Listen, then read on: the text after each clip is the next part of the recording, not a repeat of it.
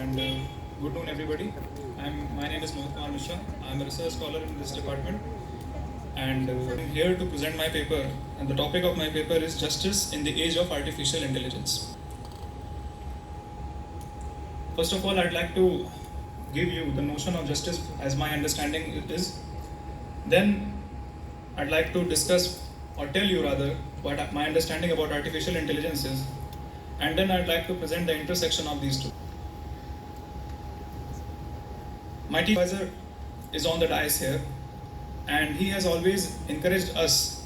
So if we really want to understand and find solutions of the problems that are given to us, we need to go to the root of the problem. So if we want to understand what justice is, rather than trying to understand justice in any given social context, rather than trying to understand justice in already existing social relations, we need to understand justice outside society. So let's start where everything started. Let's start with the Greece. Let's start with Aristotle. Aristotle said that man by nature is a political animal. Man by nature is a political animal. That means that although man can survive on its own, although individually a person can survive in jungle, but for the fulfillment of the potential that is inherent in a human being, he needs to have some sort of cooperation with other human beings and live in a society among people like themselves. So if a person has to live in society in order to realize the potential that is inherent in him, he has to have some sort of reciprocal relations with other human beings. So the question comes, if man is a social animal, if man is a political animal, and in order to realize the potential that he has to live in society, then what constitutes a society? क्या है जो समाज बनाता है? मनुष्य जब एक group में रहता है, तो किसी भी भूखंड पर, किसी भी जियोग्राफिकल एंटिटी पर अगर 10 लोग साथ में आ जाते हैं, that does not mean that it becomes a society by itself. A group of people living together constitute a society only and only when they have some sort of reciprocal relationships among themselves. So जो संबंध वो आपस में बनाते हैं, जो functional relations वो आपस में फॉर्म करते हैं, वो फंक्शनल रिलेशन उस सोसाइटी को बांधने वाले डोर बनती हैं. So from the time immemorial, what has happened was that every group of people who came together and found certain functions to perform for each other, they began to form a society. So, for example, all the functions that we see today are being performed by some person. Now what becomes justice? Justice, when human beings live together, they have to have some sort of reciprocal relations among themselves. These relations constitutes the ropes that bind that society together. So justice is inherent in the fact that these reciprocal relations should be designed in such a manner that it makes the society as a whole strong and united. We have to understand that outside of society, there is no such thing as just or unjust. All the concepts of justice that has been given by any philosopher in any given point of time are only there in which that philosophers tell us that how you should design these social relations so that people will feel, members of the society will feel that it is in their benefit to remain in that society. So, for example, what is a revolution? Aristotle told us that Aristotle's philosophy is that if there is a revolution happening, that means that people who are members of the society have lost faith in the reciprocity of the relationships in which the society in which they themselves found themselves. So the conception of justice have been evolved in this manner in order to strengthen the societal relations, strengthen to mitigate the happening of revolution.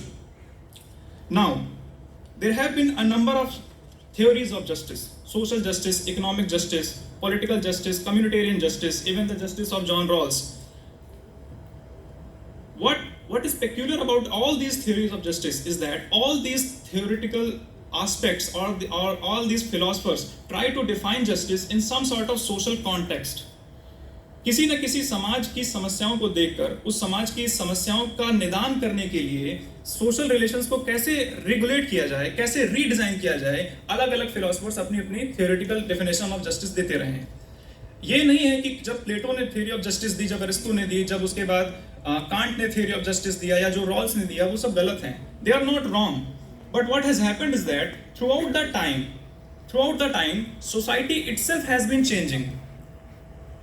theories of justice have remained the same. Everybody is right in their own aspect. जब हम प्लेटो के justice को प्लेटो के context में देखते हैं तो हमको सही लगता है, लेकिन आज के सोसाइटी में उनको सही नहीं लगेगा. So what is peculiar thing that we need to understand here is that justice as given by philosophers is context bound. It is not only the Machiavelli who is child of his time. Every philosopher is child of his time. Conclude. Yes, sir. So my point is, society is changing, but theories remain the same. So how society is changing? Society is changing because the technology is changing. Technology is changing, so that means that it is the technology which is actually transforming the social relations in which human beings found themselves in. So today, we stand at the frontier of a new technology. Today we stand in the era of artificial intelligence. Artificial intelligence is a revolution not in the sense that we have had technologies prior, but artificial intelligence is different in more than one way. आज से पहले तक जितनी भी हमारे पास तकनीकें आई थी, all those technologies have been a tool in the hand of a human being. All those technologies required some human being to operate on them. But artificial intelligence in itself is not a technology. It is a digital consciousness. It is a digital consciousness in a sense that when artificial intelligence is given a task to solve, first it tries to understand the task itself. It can memorize the task that it has solved prior, and then it can get better with time. So what we are entering into a new era of artificial intelligence. We are going to revolutionize the social relations of this society that we found ourselves in. Sorry, sir? So what is happening is that we are going to revolutionize the social relations that we are accustomed to today. Artificial intelligence is going to replace at least 90% of the jobs as we know it.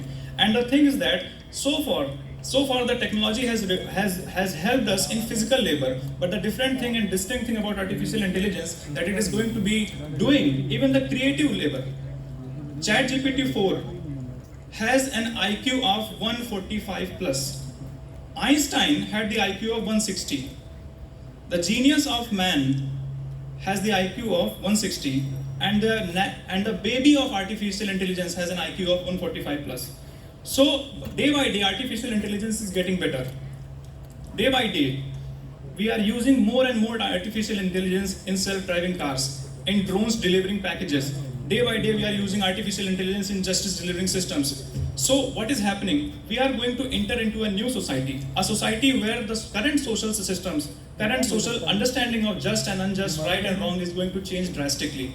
In conclusion, I would like to pose a simple question, that when a person is driving a car and he hits somebody, we know who to blame. But when a self-driving car hits somebody, who are you going to blame? The car, the computer, or the car manufacturer? Thank you.